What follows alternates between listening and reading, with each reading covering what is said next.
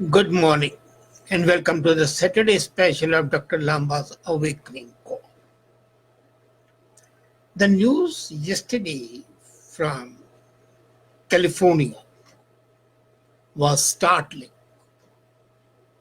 They have taken one step which is ahead of the steps taken by the other moronic political leaders. They have abolished the term manhole, the covering, the manhole covers would no longer be called manhole cover, they'll be called maintenance hole covers. Well, not too bad, but not too good as well, because the whole concept of using such terms, considering the old words bigoted, is unimaginable. And the majority is simply disturbed, majority of the people. These political leaders, to satisfy a microscopic minority, which is very vocal, is indulging in gimmicks that would be laughable and ridiculous if they were not nauseating, which they are. You remember sometime back, Canadian Prime Minister Justin Trudeau had said, don't say mankind. Imagination staggers. So, the word mankind is taboo. The word man and women is taboo. The boy and the girl would be taboo. He and she is taboo. So what they have done in Sweden, another example, don't use the word he, don't use the word she, neutral gender word hen, H-E-N. Ridiculous. But then isn't hen a feminine word? Hen and the cock. France at one time gave us the idea of liberty. The French Revolution came up with that concept of liberty, fraternity. And then what happens? The same France has directed that the schools to be the laboratories of the future, and they should experiment with a post-gender thereafter. Now, the term France and mother and father in France have been abolished. They would write parent 1, parent 2. In Australia, it's already happening. They don't say father and mother, they say adult A, adult B. Now tell me one thing. If there's the elder brother, a sibling or a sister, there'll be adult C and adult D. And then father and mother, who will be parent 1 and who will be parent B? Who will be adult A and who will be adult B? That is yet to be decided. So once again, the bureaucracy and the political leaders would come into being in an active mode, and then they would say, well, so and so, the male part is parent A or the female part is parent A. Ridiculous. Thy name is politically correct. And then, another thing in Sweden, the teachers have been directed not to call the girls boys or girls. Call them as friends. So the teacher would not say, hey boys, listen to me, or hey girls, listen to me. Hey boys and girls, fall in line, come and have your seats. No. Either they have to address the student by name, and if they have to call collectively, using the name is not possible.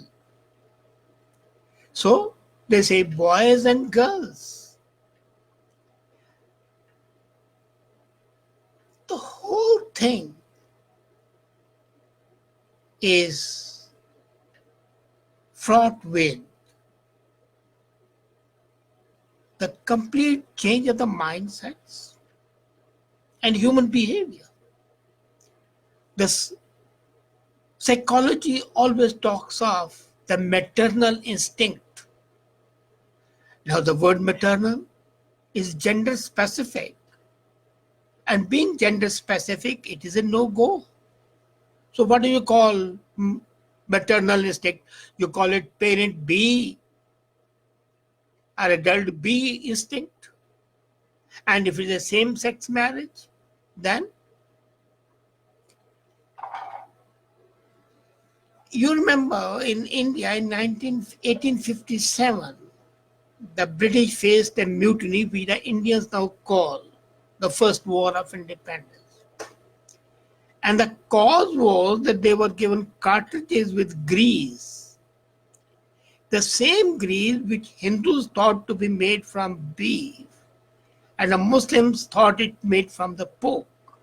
So both of them combined, the traditional enemies joined as one against the common enemy, and the result was a pan-Indian war between Indians and the occupiers, the colonial power, England. Would replacing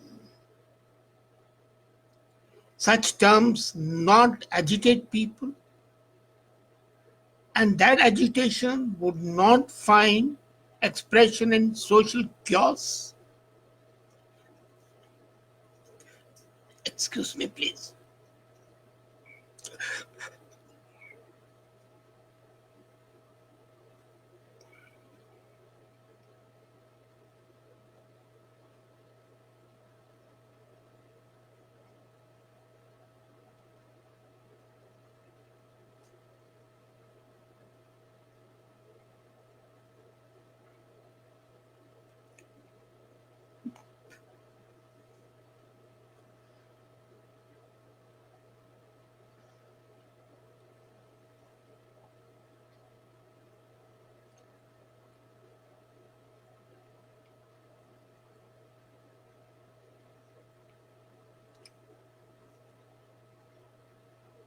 In the family life, you don't call your father as father and mother as mother, but call them my parent A was telling my parent B.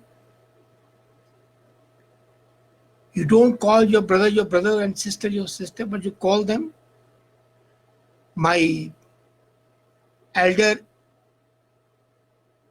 relation, adult A, talking to my other relation, adult B. So the brother-sister relations.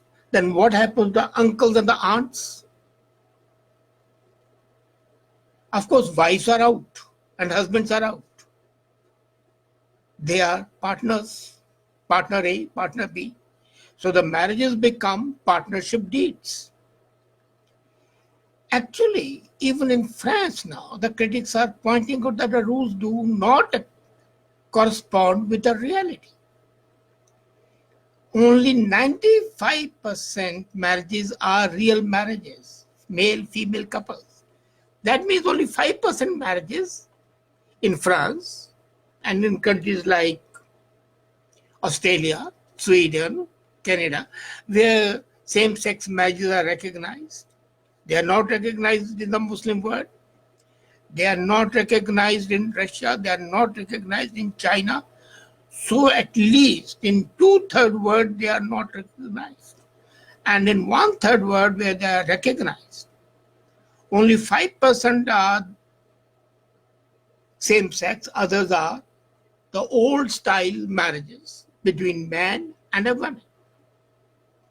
So the old names should be there if you go by the democratic norms. A law to call parent 1 and parent 2 reflects the most ridiculous kind of political correctness. It's a distortion of truth, and it's basically an enemy of honesty and authenticity. And then, the whole book of etiquette is based on your showing deference to the fair sex. Now, if they are partners of the same, why should adult A open the door for adult B? Adult B open the door for adult A? If they are really concerned, they would. I don't deny it. But that sort of care would be missing. That sort of concern would be missing. Nobody can deny that the modern family is diverse. I do not deny that today there are single parents, there are same-sex parents, there are non-biological parents. I also accept that everyone should get the equal treatment and no child should be stigmatized. But does equality mean sameness? That's the major question which I'd like to ask these politicians and custodians of public morality. Let's not forget, on the one side we say diversity is welcome. On the other side, we are destroying diversity in the name of gender neutral words. Then the whole poetry goes waste. The poet talking about the tresses, the silken tresses of his beloved, the beauty compared to the moon and the stars, the eyes of a gazelle. Well, look, a man and sitting together, and adult A is saying to adult B, my adult B has tresses of silk. Keats would be turning in his grave when his La Belle Dames of Mercy, the bell becomes adult B. Ridiculous. Shakespeare would be turning in his grave. So would Adonis. All the old literature, even today's, would be the next to go and thrown in the garbage. No poetry, no novels, no literature, no love. Pure cash transactions. Is that the government dominated by these politically correct politicians doing? As I said, diversity is welcome, and if diversity is welcome in a social order, why not in family and why not in sexes? Why uniformity? Uniformity kills. It takes the romance and the charm out of life. And here where there was a unit, a family unit, father and a mother and the son and the daughter, they become parent one, parent two, child one, child two. What stupidity. Humanity and the world needs papa and mama. Whether only one or one each or two of the same. But there has to be identification of the relationship. I don't mind it. If the same-sex marriage, one person is called the father and the other person is called the mother, okay. But then the job would be mother to protect and nurture, and the job of the father would be to take care financially and in other ways. Some division of labor has always been welcome, so why no division of labor here? So it's not only the division of nomenclature of the calling, but of the labor as well. You go on this politically correct route, and you are going to create a world without beauty, without romance, without charm, without any redeeming feature that makes you a human being.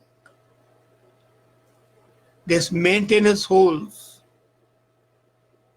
is an example of ridiculous aspect. The whole thing stinks. And then, okay, you have done for the human beings. What about the animals? You will not call goats and you will not cows. All cows and bulls, how would you differentiate?